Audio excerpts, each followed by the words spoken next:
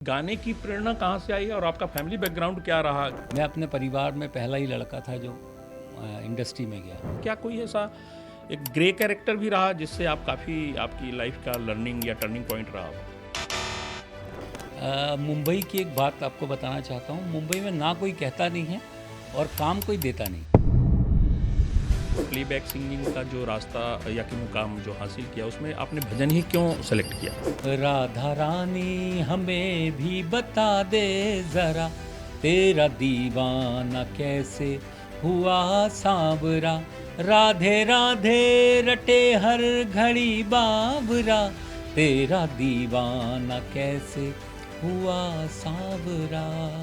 नमस्कार, मैं उमेश गुप्ता आपका स्वागत करता हूं टीवी 27 न्यूज़ के एक विशेष कार्यक्रम दिल से दिल तक में।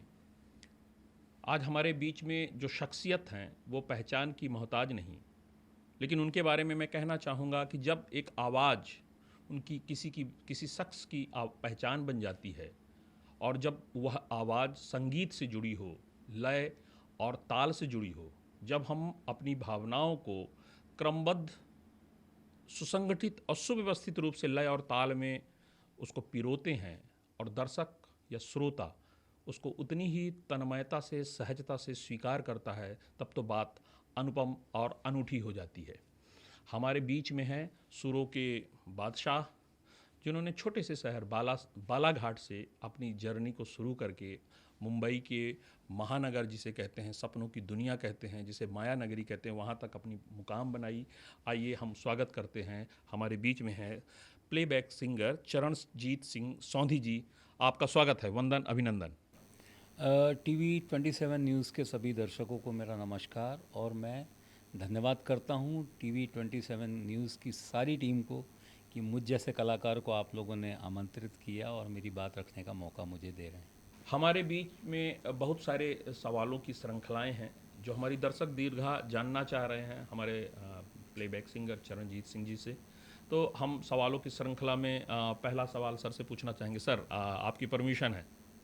सर, तो सर, आप मध्य प्रदेश के बहुत ही छोटे शहर बालाघाट से बिलोंग करते हैं। जहाँ तक मेरा अपना जानना है, पारिवारिक पृष्ठभूमि कैसी रही, क्या रही, और कैसे आप के मन में यह विचार आया कि हमें सिंगर बनना है, और मुंबई तक का सफ़र आपका कैसा रहा? मेरा जन्म बालाघाट में हुआ और पहले मैं स्पोर्ट्समैन था, खेलता था, हॉकी खेलता था, काफ़ी नेशनल भी खेले मैंने। और उसके बाद फिर मैं 2000 में अपने एक दोस्त को छोड़ने मुंबई गया और तो हम 2000 के जनवरी में करीब पहुँचे मुंबई और वो मुझे मई जून तक मुझे छोड़ के वो मुंबई से वापस चला गया गांव। तो मुझे लगा कि मुझे अब ट्राई करना चाहिए गाने के लिए। 2000 के लास्ट में मैंने टी सीरीज़ में ऑडिशन दिया। ऑडिशन पास करके मैंने फिल्मी गानों के और भजन का सफ़र शुरू किया। मेरे साथी कलाकार जावेद अली, सोहम, प्रिया भट्टाचार्य, प्रीति पिंकी, ये सभी इंडस्ट्री के आज बहुत बड़े नाम हैं। इनके साथ मुझे भी फिल्मी गानों पर भजन गाने का अवसर टी सीरीज़ के ऑनर श्री किशन कुमार जी ने मौका दिया और आज फिर उसके बाद मेरा कार्यक्रम रिकॉर्डिंग का सिलसिला ऐसे शुरू हुआ। ये गाने की प्रेरणा कहाँ से आई और आपका फैमिली बैकग्राउंड क्या रहा? क्या फैमिली बैकग्राउंड आपको प्रेरित किया कि ये आपका सेल्फ एक अपनी एक हॉबी थी या कि आपका अपना एक जुनून था? मेरे दादाजी काफ़ी अच्छा तबला बजाते थे गुरुद्वारे में, लेकिन प्रोफेशनली तौर पे वो कॉन्ट्रैक्टर थे, ठेकेदार थे, बिल्डिंग कॉन्ट्रैक्टर। तो मैं उनको देख देख के गुरुद्वारे में तो देखता था कि तबला बज रहा है और राग रागनी का मेरी मम्मी बहुत अच्छा गाती थी। तो मैं उनको देख देख के तो मैं इंस्पायर तो ऐसे हुआ। लेकिन मुंबई का ये हुआ कि बचपन से मैं गाता था। खेलने कभी जाते थे तो मेरे दोस्तों को कभी कभी मैं किशोर कुमार के गाने सुनाता था। तो मुझे कहते थे कि तू बहुत अच्छा गाता है, तू ट्राई करेगा तो हो सकता है तुझे मौका मिल जाए। तो ऐसे करके, लेकिन बैकग्राउंड मेरा ऐसा कोई बैकग्राउंड नहीं था मुंबई में कि मेरे कोई रिश्तेदार वहाँ पे इंडस्ट्री में हो। मैं अपने परिवार में पहला ही लड़का था जो इंडस्ट्री में गया। तो ये जो मुंबई तक का सफ़र था आपका, वो किस तरह के उतार चढ़ाव से भरा रहा? साथ में क्या कोई ऐसा एक ग्रे कैरेक्टर भी रहा जिससे आप काफ़ी आपकी लाइफ का लर्निंग या टर्निंग पॉइंट रहा हो? मुंबई की एक बात आपको बताना चाहता हूँ। मुंबई में ना कोई कहता नहीं है और काम कोई देता नहीं। ये मुंबई का एक बहुत सर, मंत्र है जी कि फिल्म इंडस्ट्री में ना कोई नहीं कहेगा आपको और जी। काम कोई नहीं देगा। जी। ऐसे ही शुरुआत जब हमारी हुई तो हमको एक क्या कहना चाहिए, फर्जी प्रोड्यूसर मिल गए। लेकिन उन्होंने ऐसी इंडस्ट्री हमको दिखाई कि हम वो उनके दिखाने के तौर तरीके से हम इतना घबरा गए कि ये बहुत बड़ा आदमी है। और काफ़ी सारा हम लोगों ने इन्वेस्टमेंट भी कर दिया और काफ़ी उनको एंजॉय कराया, सब कुछ कराया, और लास्ट में हमको पता लगा कि ये ना प्रोड्यूसर हैं, ये तो एक डिस्ट्रीब्यूटर हैं। तो बाद में हमको समझ में आया कि अब इनसे कुछ नहीं होगा, आपको नए तरीके से अपना सिलसिला जारी रखना पड़ेगा, तब जाके आप इंडस्ट्री में एंटर कर पाओगे। ये एक बहुत बड़ा हादसा हम लोग के साथ हुआ था। तो जब आपने मुंबई तक का सफ़र तय ही किया और आप पहुँचे भी, तो आपने फिल्मी दुनिया में प्लेबैक सिंगिंग का जो रास्ता या कि मुकाम जो हासिल किया, उसमें आपने भजन ही क्यों सेलेक्ट किया?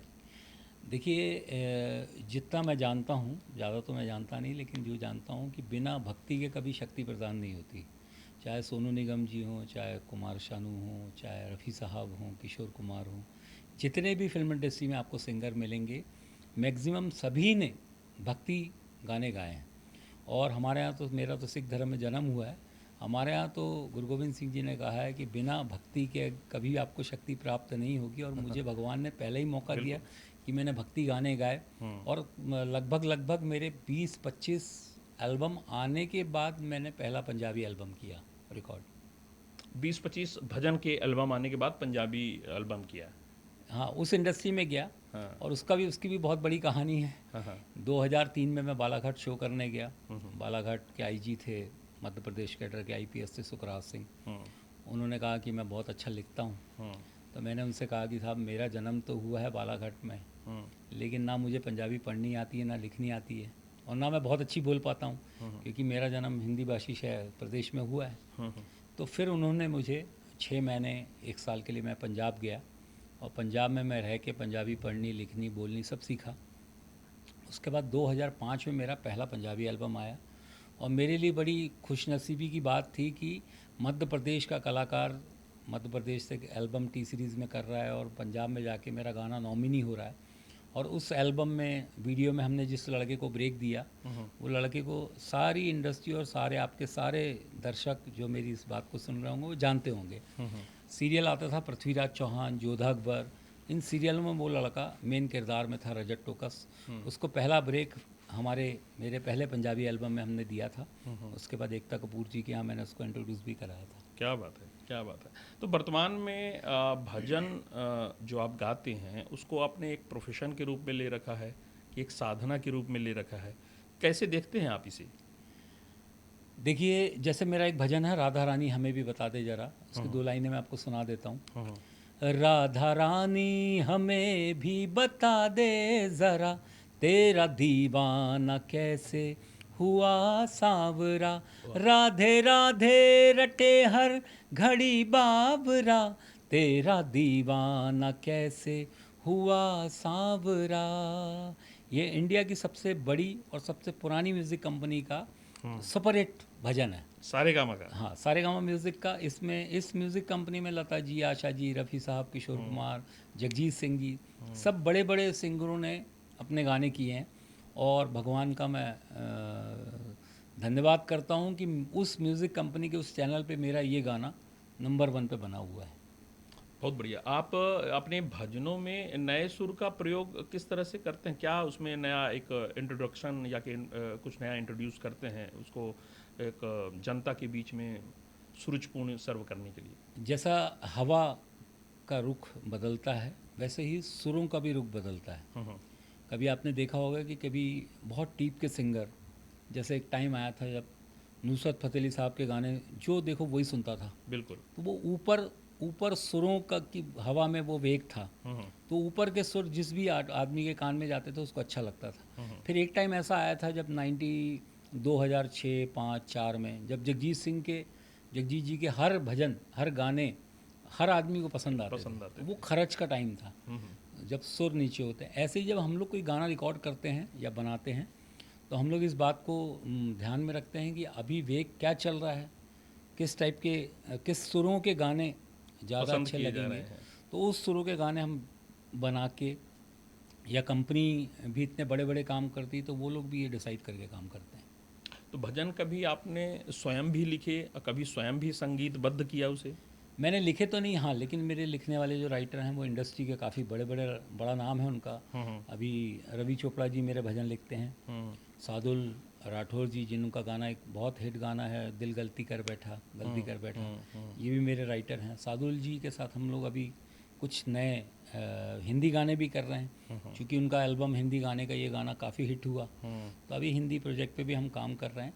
तो मैंने ये जब गाने लिखते हैं तो मैं कभी कभी कोशिश करता हूँ तो 2-3 गाने मैंने खुद म्यूज़िक किया है। एक मैंने टी सीरीज़ के लिए जैन भजन का एक प्रोजेक्ट आया था, महावीर जैन वंदना, उसमें मैंने अनुराधा जी के लिए, अनुराधा पोडवाल जी के लिए गाने संगीत बनाया था अपना, धुन मैंने बनाई थी और म्यूज़िक बना के। तो ऐसा छोटा छोटा कभी जो काम आता है तो वो करने की कोशिश करता हूँ। तो आपको कभी ऐसा स्वयं आपने ऐसा महसूस किया कि आपकी जो भजन गायकी है जो उसमें उसमें किस तरह के, किस शैली का एक्चुअली आप ज़्यादा पाते हैं कि उसमें समावेश है? कोई खास विशेष गायक का कुछ छाप है, या कि कहीं से इंस्पायर्ड हैं आप, ऐसा कुछ? देखिए, मेरे आदर्श तो किशोर कुमार थे, जी। क्योंकि मैं बचपन से ही उनके गाने सुनता था, यूडली करता था। लेकिन मुझे मुंबई जाके 2-3 साल बाद पता लगा कि मुझे किशोर कुमार नहीं बनना है, मुझे चरणजीत सिंह बनना है। सर। तो उसके लिए मुझे अपनी तैयारी करनी पड़ी हाँ। कि मेरी वॉइस को चेंज करना पड़ा, मेरा स्टाइल थोड़ा बदलना पड़ा। तो भजन की शैली में ये है कि हम जब मुंबई गए तो हमको एक बात, आप ऐसे लोग ऑन रिकॉर्ड तो नहीं कहते, लेकिन ज़्यादातर जो रिक्शे वाले या छोटे लोग जो प्रॉपर गाने सुनते हैं, अगर उनको आपका भजन या गाना पसंद आ जाए तो वो सबको पसंद आता है। बढ़िया। तो ये इंडस्ट्री का फंडा है कि हम लोग बहुत छोटे लोगों के लिए गाने रिकॉर्ड करते हैं, क्योंकि जब गाना हिट हो जाता है तो बड़े तो सब सुनते हैं।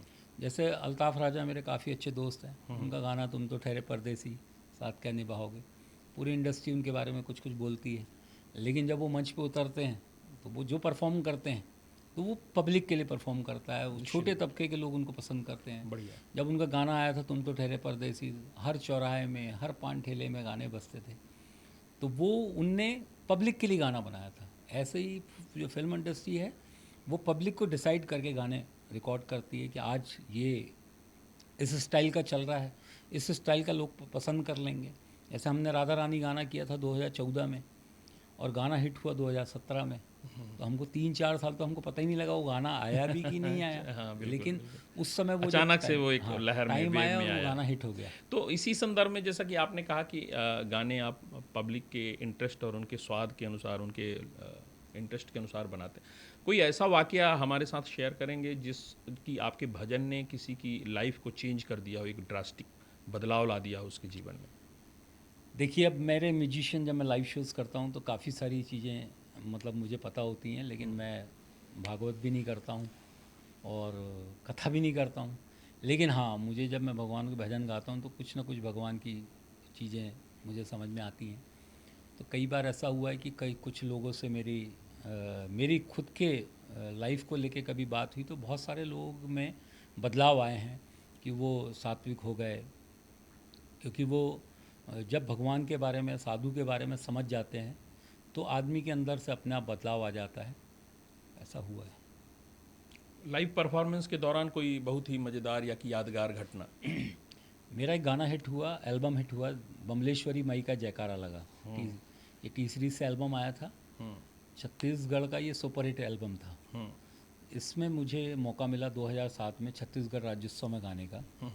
तो वहाँ हुआ था कि मेरे से एक दिन पहले गुलाम अली जी की प्रस्तुति थी। क्या बात है। लेकिन जब ओपन प्रोग्राम में गुलाम अली जी का प्रोग्राम था तो अब आप 10,000 पब्लिक के बीच में गुलाम अली जी का भजन आप गाना सुनेंगे तो एक लिमिटेड वर्ग है जो उनको पसंद करता है। बिल्कुल, बिल्कुल। लेकिन हर किसी आदमी को हाँ, वो समझ में नहीं समझ आ में रही नहीं है आती कि वो उस। बहुत ऊंचा गाने का तरीका उनका बहुत अलग है।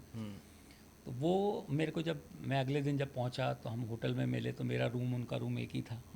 वो सुबह 9 बजे जाने वाले थे और मैं 11 बजे आने वाला था। तो 11 बजे मैं आ गया, उनकी फ़्लाइट डिले होकर 4 बजे शाम की हो गई। तो बड़े उदास थे वो कि भाई मैं तो नया था एकदम, मैंने पहली बार उनको देखा, मैंने पैर छू लिए उनके, क्योंकि मैं तो बचपन से उनको देखता हुआ आ रहा था कि उनके गाने भी कई मैंने उनके गाए हैं। तो उन्होंने उनका थोड़ा सा मन ये था कि उनको लगा कि यार मैं इतनी दूर से पाकिस्तान से गाने आया और यार मतलब मज़ा नहीं आया।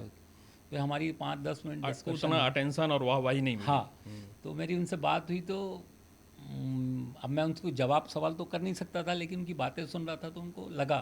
तो उन्होंने बाद में खुद ही बोल दिया कि यार मेरा शो इनको हॉल में कराना था। और वही मैंने जब उस दिन शाम को प्रोग्राम किया तो पूरे ग्राउंड में धूल धूल उड़ रही थी, माहौल बन क्योंकि गया। मेरे गाने एनर्जेटिक थे, भजन एनर्जेटिक थे। तो ये ऐसा होता है कि हमारे यहाँ अलग अलग जॉनर है। गज़ल का एक अलग जॉनर है, भजन का एक अलग जॉनर है, फिल्मी गाने का अलग सही जॉनर है, है, सही है। और ऑडियंस उस हिसाब से डिसाइड करती है। तो जब आप लाइव परफॉर्मेंस में जाते हैं, मंच पर जाते हैं, उसके पहले आपकी कुछ खास तैयारी, कोई खास आप कैसे तैयार करते हैं अपने आप को? देखिए, जैसे मैं पंजाबी शो करता हूँ तो पहले डिसाइड कर लेता हूँ कि मुझे ये गाने करने हैं। जब मैं जैसे मैं पॉलिटिकल बहुत सारी पब्लिक मीटिंग भी मैंने की, देश के प्रधानमंत्री श्री नरेंद्र मोदी जी की काफ़ी सारी पब्लिक मीटिंग में मैंने परफॉर्मेंस किया हुआ है। वाह। 2014 में भी किया है और 2018 में भी किया है। तो वहाँ मुझे देशभक्ति गाने गाने पड़ते हैं, तो मैं बिल्कुल एनर्जेटिक, और अगर मैं 2 घंटे गाऊँ तो 2 घंटे मुझे रहता है कि हर आदमी मेरे तरफ अटेंशन रहे। तो उसके लिए मुझे पब्लिक से कनेक्ट रहना पड़ता है, जयकारे बुलाने पड़ते हैं, भारत माता के जोश खरोश की बातें करनी पड़ती है। तो आपसे कनेक्टेड होते हैं। और ऐसे ही जब हम भक्ति करने जाते हैं, भक्ति का प्रोग्राम होता है, तो वहाँ पे हम कुछ सीताराम का जाप करवाते हैं लोगों से, तो कनेक्ट होते हैं। माहौल क्रिएट करने जब आपसे कनेक्ट होगा आदमी तो वो फिर आपके हिसाब से। तो आपकी पहचान एक भजन गायक के रूप में है। तो भजन में आप भक्ति, संगीत, आस्था, विश्वास, समर्पण को कैसे पाते हैं? आपकी क्या व्याख्या है इसमें? इसका कैसा मिक्सअप पाते हैं आप?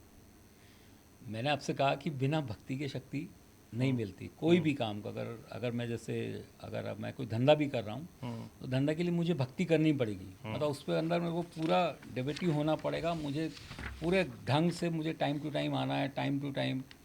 और जब मैं उस पर बिल्कुल लीन हो जाऊंगा तो मुझे शक्ति मिल जाएगी। मुझे इससे भी कनेक्शन हो जाएगा, उससे भी कनेक्शन हो जाएगा। ऐसे ही भजन का भी है कि आप किसी भगवान को याद करोगे, उनको चाहोगे, उनको मानोगे, तो वो आज नहीं, आपको 2 दिन बाद, 10 दिन बाद आपको कोई ना कोई शक्ति ऐसी दे देंगे जिससे कि आपको जो आप चाह रहे हो वो तो मिल जाएगा। भक्ति और संगीत का रिश्ता कैसे देखते हैं आप?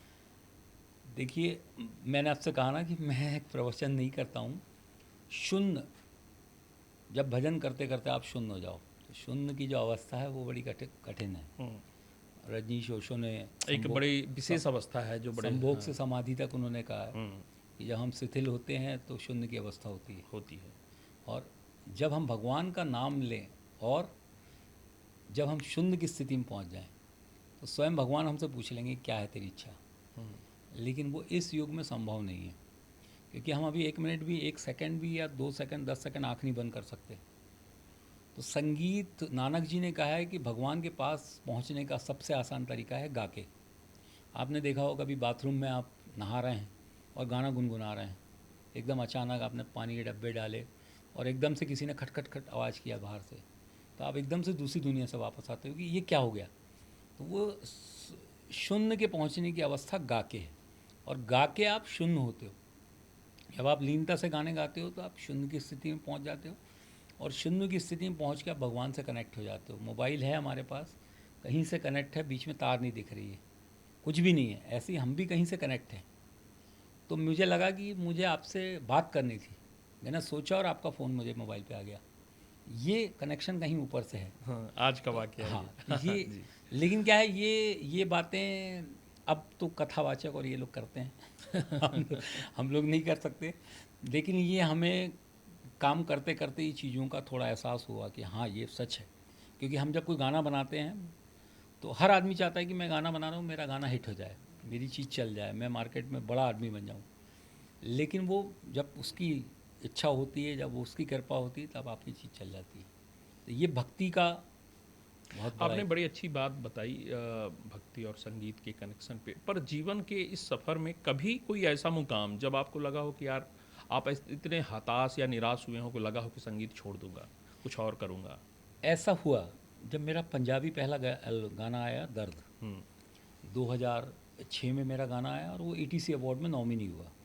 इंटरनेशनल अवार्ड होता है जिसमें सारे ही पंजाब के बड़े बड़े, जितने से पंजाब के नहीं, पूरे वर्ल्ड के जितने बड़े सिंगर थे सब उस फंक्शन में आते हैं। उसमें मेरा गाना बेस्ट डेब्यूट मेल सिंगर के लिए नॉमिनी हुआ।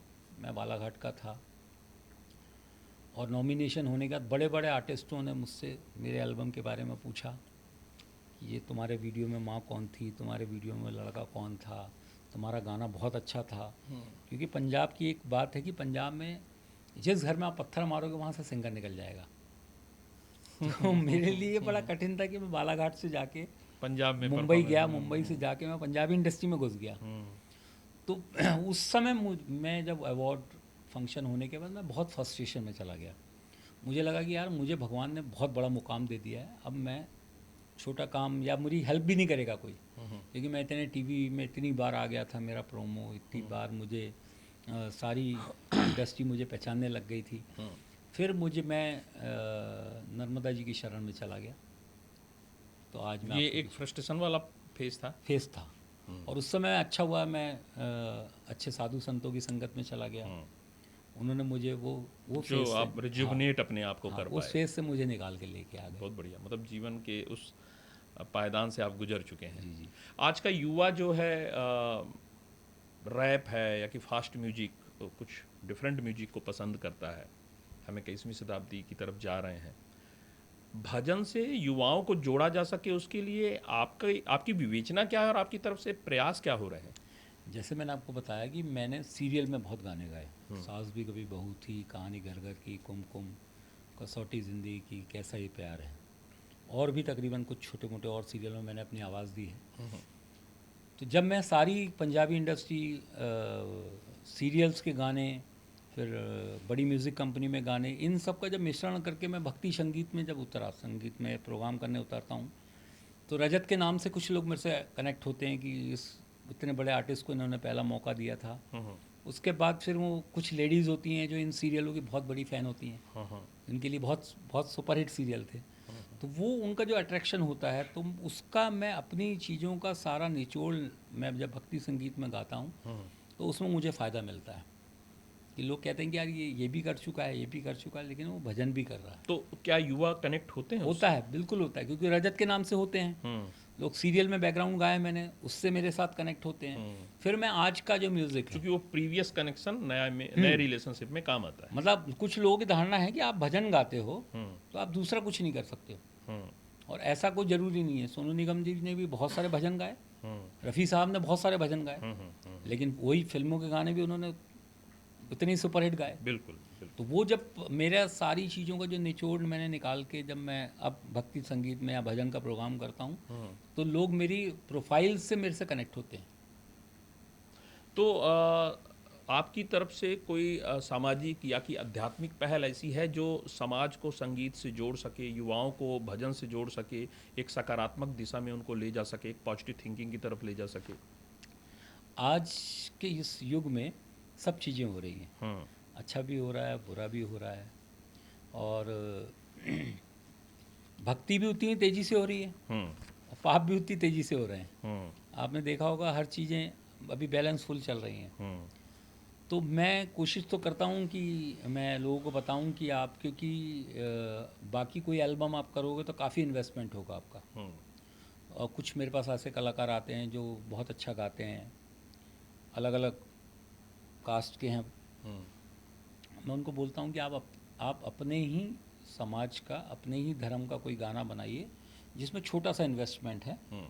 उसको या तो किसी बड़ी म्यूज़िक में आप ट्राई कीजिए वीडियो बना के, कि बड़ी म्यूज़िक कंपनी से आने से ये होता है कि प्रोफाइल बड़ा मिल जाता है, क्योंकि यूट्यूब ने तो आजकल सबको ओपन मौका दे दिया है, जिसको देखो वो यूट्यूब में अपना गाना डाल देता है। तो ऐसे में कुछ नए लोगों को ऐसी चीज़ें बताता हूँ कि आप अपना गाना बनाओ, भक्ति संगीत बनाओ, जो कम बजट में आप उसको बना के, अगर आपका भाग्य अच्छा होगा तो बड़ी म्यूज़िक कंपनी भी ले लेगी आपका गाना। चलो 1 दिन चलेगा, 2 दिन चलेगा, लेकिन वो प्रोफाइल खड़ा हो जाएगा और आपकी एंट्री हो जाएगी भक्ति में। बिल्कुल। और भक्ति में होगी तो फिर आपका टैलेंट है कि आप उसको रैप गाते हो कि क्या गाते हो, क्योंकि बहुत सारे लोगों को तो यही नहीं मालूम कि रैप की शुरुआत किसने की। रैप की शुरुआत करी किशोर कुमार जी ने। ये बात 70 के पहले की है, जो किशोर कुमार गाना आया, तूने अभी देखा नहीं, देखा तो जाना नहीं, जाना है तो माना नहीं, मुझे पहचाना नहीं, दुनिया दीवानी बनी मेरे पीछे पीछे भागी, किस में दमे ठहरे जो मेरे आगे आना नहीं, देखो टकराना नहीं, किसी से भी हारे नहीं हम, हम वो हैं जो 2 और 2 5 बना दें। ये पहला रैप किशोर कुमार ने किया था, हाँ। लेकिन वो लोगों को पता नहीं, लोगों को लग रहा है कि आज रैप आया, आज नहीं आया, वो उस समय ही आ गया था। ये जो 3-4 महान हस्तियाँ थी, रफ़ी साहब, किशोर कुमार, मुकेश जी, इन लोगों ने जो गाया है ये बिल्कुल मतलब प्लिंथ का काम किया है इन्होंने, और आज उसी को ले लेके सब अपने अपने हिसाब से अपना अपना मकान बना रहे हैं। भारत से हट के विदेशों में आपके कितने प्रोग्राम हुए? देखिए, मैंने 7 स्टेट्स में प्रोग्राम कर चुका हूँ, यूएई में, Dubai, Abu Dhabi, Sharjah, Al Ain, और यहाँ पे मैंने पंजाबी गाने और फिल्मी गानों की प्रस्तुति की। ऐसे ही मैं इंग्लैंड गया 2023 में क्रॉली फेस्टिवल में। क्रॉली फेस्टिवल में मैं गया था पंजाबी इवेंट करने के लिए, क्योंकि मेरे साथ जो ग्रुप था वो भांगड़े का ग्रुप था।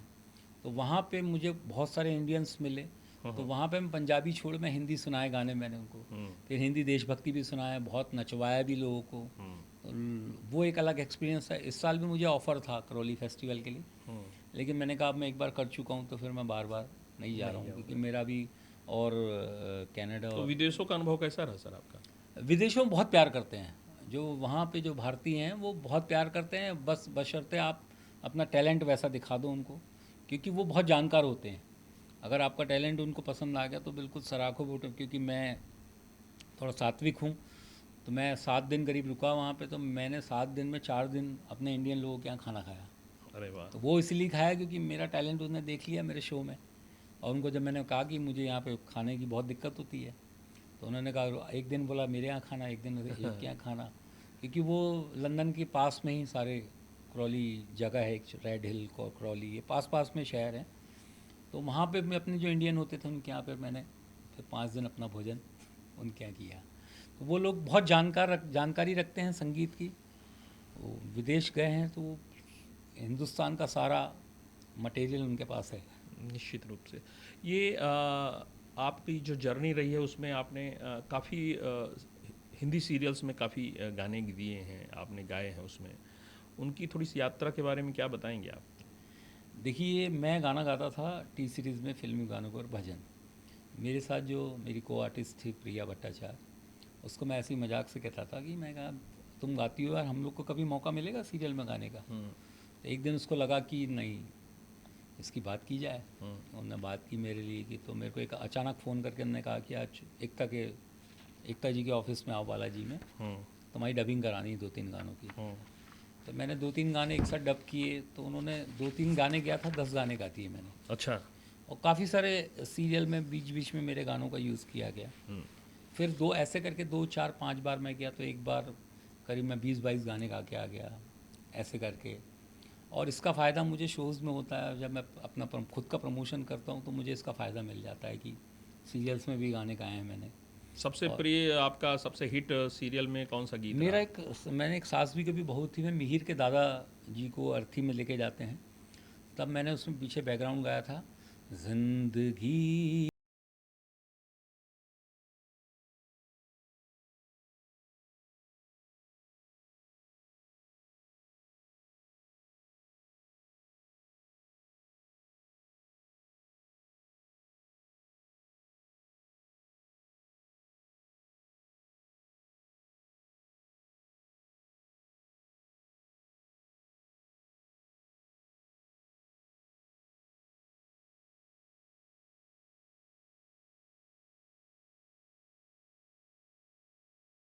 काफ़ी, इससे मुझे काफ़ी लोग जानने लग गए थे, और ये मुझे पता भी लग गया था कि ये मेरी वॉइस यहाँ पे आई है।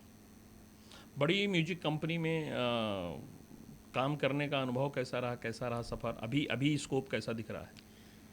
देखिए, अभी यूट्यूब ने तो काफ़ी, क्योंकि वीडियो प्लेटफॉर्म में सिर्फ एक ही यूट्यूब है जो सबको मौका दे रहा है, उसमें नए लोगों को भी मौका मिल जा रहा है, पुरानों को भी मिल जा रहा है।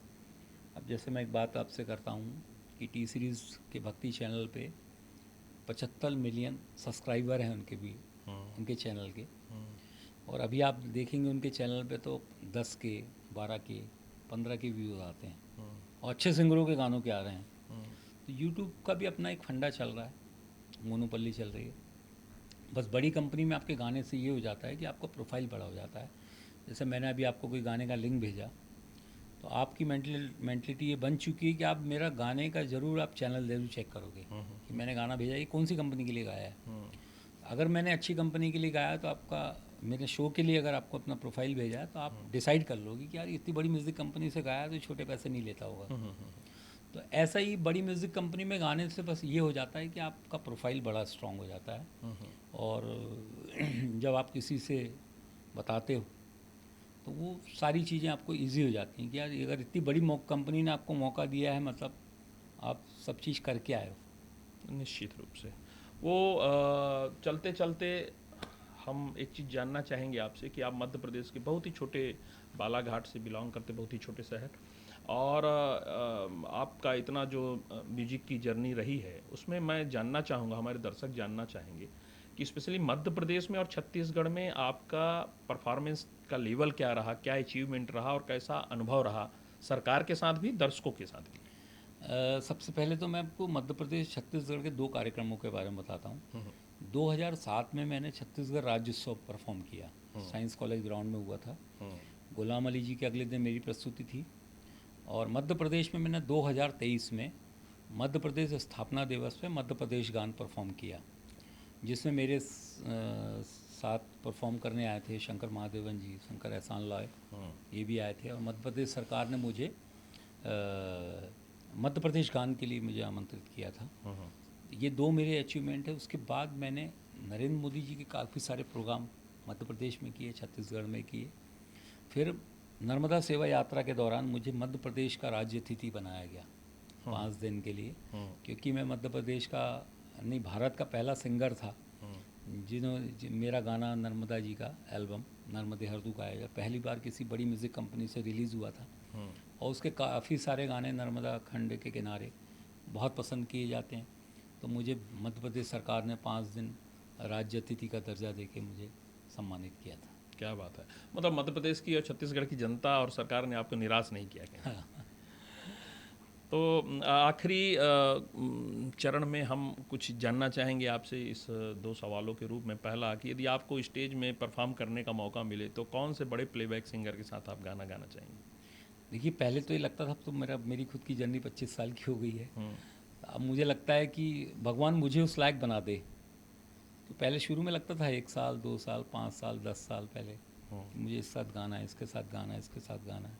और बहुतों के साथ भगवान ने मुझे गवाया भी है। अभी मेरी इच्छा ये है कि क्योंकि जिनके साथ मैं सोचता हूँ वो इस दुनिया में नहीं है। सर, मैं सोचता था किशोर दा के साथ कभी गाने का मौका, जगजीत जी के साथ। लेकिन हाँ, जगजीत सिंह जी ने मेरा एक उनका forget me album T series में रिकॉर्ड हो रहा था 2006 में, और मैं एक माता की भेंट गा रहा था और उन्होंने प्रॉपर मेरा गाना सुना, बस बशर्ते मैं उनसे मिल नहीं पाया क्योंकि वो उनका फॉरगेट मी एल्बम की रिकॉर्डिंग की तैयारी चालू हो रही थी और मुझे मैं दरवाजे से निकला तो मुझे रिकॉर्डर साहब बाहर लेके चले गए।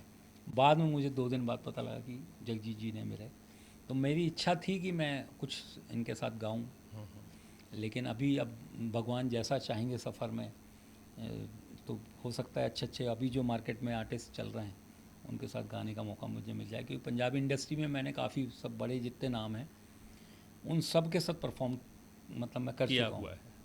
तो अब बस ये है कि भगवान मुझे उस लायक बना दे। आपका पसंदीदा भजन या कि आपका गाया हुआ कोई भी गीत जो आप दर्शकों को सुनाना चाहेंगे, साझा करना चाहेंगे? देखिए मेरा एक सबसे सुपरहिट भजन जो पूरे ब्रज में, और ब्रज में तो छोड़िए जितने राधा रानी कृष्ण जी के जितने मानने वाले चाहने वाले लोग हैं उनका ही बड़ा फेवरेट भजन है। उसकी 2 लाइनें मैं सुनाता हूँ आपको। राधा रानी हमें भी बता दे ज़रा, तेरा दीवाना कैसे हुआ सांवरा, राधे राधे रटे हर घड़ी बावरा, तेरा दीवाना कैसे हुआ सांवरा। वाह। तो आखिरी सवाल मेरा सर आपसे है कि कोई ऐसा गीत जो आप अकेले में गाते हैं और किसी के साथ साझा नहीं करना चाहते हैं, किसी को सुनाना नहीं चाह रहे हैं, लेकिन हम चाहेंगे कि वो जो आप अकेले में वो गीत गाते हैं आज दर्शकों के साथ हमारे साझा करें। टीवी 27 के सभी दर्शकों को जो मैं गाने जो गाता हूँ मन ही मन उसकी 2 लाइनें सुनाता हूँ, और मुझे ऐसी होप है कि आप सबको ये गाना मेरा पसंद आएगा। एक गाना मुझे बहुत पसंद है, और कभी बहुत कोई ऐसी महफ़िल होती है जहाँ पे थोड़ा सा स्लो गाना है, उसकी 2 लाइनें मैं आपको सुनाता हूँ। दिए जलते हैं, फूल खिलते हैं, बड़ी मुश्किल से, मगर दुनिया में दोस्त मिलते हैं। दिए जलते हैं, दौलत और जवानी एक दिन खो जाती है। सच कहता हूँ, सारी दुनिया दुश्मन हो जाती है। उम्र भर दोस्त लेकिन साथ चलते हैं। आहा हा, दिए जलते हैं, फूल खिलते हैं। राजेश खन्ना, अमिताभ बच्चन, नमक जी हलाल है। जी। नमक हलाल है कि नमक हराम? नमक हराम। नमक हराम है। बहुत बहुत धन्यवाद, आपने समय दिया सर। आज हमारे बीच में महान भजन गायक चरणजीत सिंह सौंधी हमारे बीच में रहे। हमने उनसे बातें करी, उन्होंने अपना कीमती समय दिया, अपना अनुभव साझा किया और समाज के लिए, देश के लिए, उस भजन गायकी के लिए, संगीत के लिए वो क्या योगदान दे रहे हैं, वो सब चीज़ें उन्होंने बताई। हम बहुत बहुत धन्यवाद करना चाह रहे हैं। धन्यवाद सर।